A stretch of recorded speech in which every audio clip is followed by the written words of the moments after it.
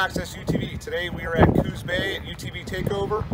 We're running around having a great time. Just want to show you one of our products, and that's the floor drains.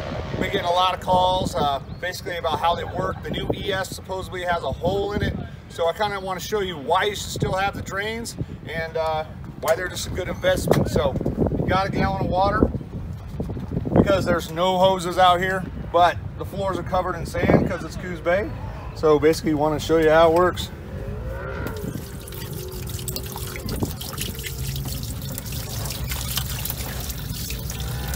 Your ES hole is not going to do that.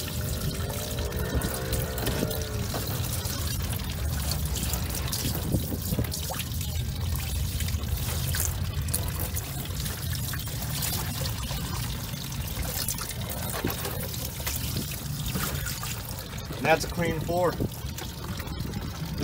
You can get these on our website or our eBay store, so definitely a cool little thing. It's one of those must-haves because walking around in sand, we're bringing in the trailer and it sucks. But I'm Jake from Full Access. Please click that like and subscribe button, and we appreciate you. Thank you.